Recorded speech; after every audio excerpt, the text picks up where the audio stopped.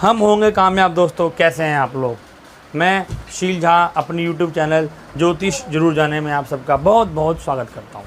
आज हम हिंदू धर्म के 5वें महीने श्रावण के बारे में बहुत ही एक रोचक जानकारी जानेंगे।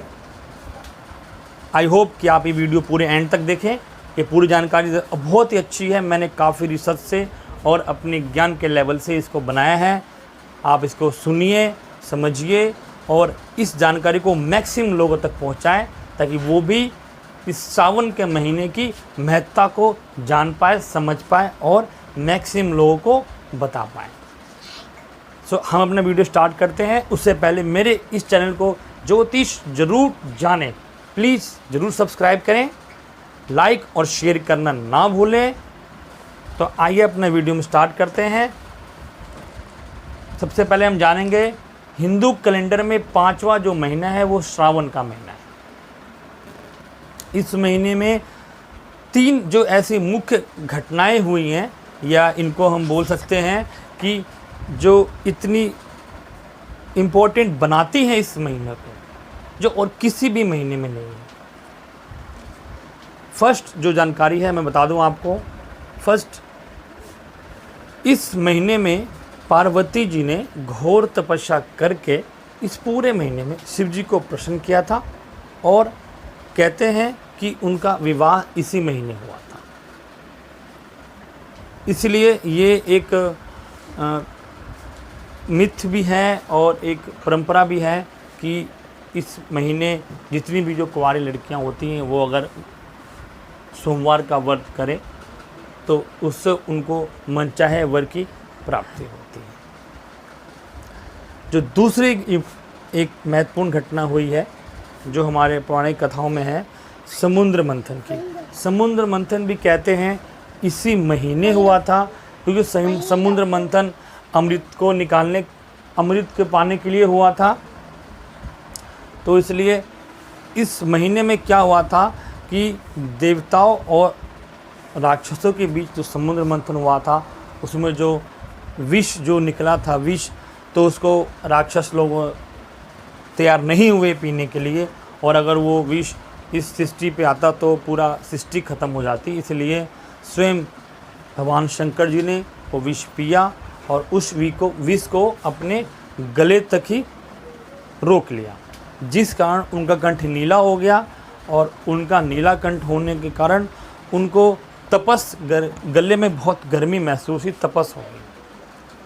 जिसको शांत करने के लिए सभी देवताओं ने उनके ऊपर खूब जल बरसाया, जल प्रवाह किया, और तो और स्वयं चंद्रमा को उन्होंने अपने सर में बिठाया, जिससे उनकी गले की जो गर्माहट है वो शांत हो। और स्वयं गंगा जी ने भी जल बरसाया धरती पे आके, और उनकी गर्मी को बराबर शीतलता मिलती रहे, शांत रहे गला, तो स्वयं गंगा जी भी उनकी जटाओं में आ गए। इसलिए सावन के महीने में जो शिवलिंग पे जल चढ़ाने की एक विशेष महत्व है। और तीसरी जो घटना हुई है, इस माह स्वयं जो इस सृष्टि के पालनकर्ता, पालनहार जो हैं भगवान विष्णु, वो कहते हैं योग निद्रा में चले जाते हैं और सृष्टि का सारा भार स्वयं शिव जी पे आता है। और ये भी कहा जाता है कि शिव जी इसी महीने अपने ससुराल गए थे, तो उनका जो एक भव्य स्वागत जो ससुराल में होता है, बेलपत्र धतूरे से किया जाता है। जो बेल के पत्ते जो चढ़ाई जाती हैं उनसे किया जाता है, और जो धतूरा होता है उनसे, जिससे वो बहुत प्रसन्न होते हैं।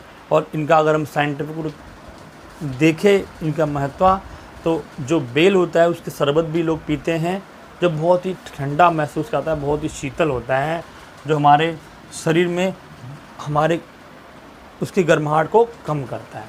तो इसलिए भी बेल का अपना एक अलग महत्व है। तो ये कुल 3 घटनाएं जो हुई थी, इनके लिए ये सावन का महीना बहुत ही एक इम्पोर्टेंट है। और तो और इसी महीने नाग पंचमी भी होती है, नाग पंचमी भी आती है, जिसमें हम नाग देवता की पूजा करते हैं। और हरियाली तीज भी है जो सुहागन करती हैं, ये भी इसी महीने आती हैं। और इसी महीने जो एक चीज़ और एक चीज़ों का और हम जो वर्जित है, एक हरी पत्तेदार सब्जियां खाना और दूध पीना, क्योंकि दोनों जो हैं वो हमारे वैज्ञानिक कारण के हिसाब से पित्त को बढ़ाने वाली हैं, शरीर में हमारे ये पित्त को बढ़ा देती हैं, तो इसका हमें त्याग करना चाहिए। और शिवलिंग पे दूध, जल, बेल, धतूरा ये सब चढ़ाया जाता है, जिनसे जो महत्व है उनकी इसी महीने में बहुत कई गुना बढ़ जाती है। और जिन जातक को, जिनकी जो जन्मपत्री में जो भी दोष हैं, अरिष्ट दोष, केमद्रुम योग या काल सर्प, जितने भी दोष हैं, अगर उनका इस महीने शिवलिंग पर जल अभिषेक करके कराया जाए ये उपाय, तो उनका कई गुना फल देने वाला होता है और उनके जो पत्री है या उनके ऊपर हैं उस जो एक दोष है वो कम हो जाता है बिल्कुल या समाप्त हो जाता है। तो इन्हीं सब चीज़ों के लिए इस महीने को हम बहुत ही इम्पोर्टेंट मानते हैं। इस महीने कांवड़ियाँ भी जो हैं, कांवड़ियाँ जाते हैं भोले शंकर को प्रसन्न करने के लिए। सावन के महीने में जो पवित्र नदियाँ हैं वहाँ से जल लाते हैं और शिवलिंग पे चढ़ाते हैं, जैसे भोला बाबा उनके सभी कष्टों को हरते हैं और उनके जीवन में एक सुख और समृद्धि देते हैं। तो इन्हीं सब बातों को जो मैं चाहता था बताना आपको बताया, ये इसलिए ये सब इम्पोर्टेंट है। तो प्लीज़ ये जानकारी मैक्सिमम लोगों तक ज़रूर शेयर कीजिए। मैं आपके लिए नेक्स्ट वीडियो एक ऐसे ही कुछ ज्ञान की बातें बताऊंगा। तब तक के लिए मुझे ध्यान से सुने, धन्यवाद। और मेरे इस वीडियो को लाइक एंड शेयर करना ना भूलें। नमस्कार।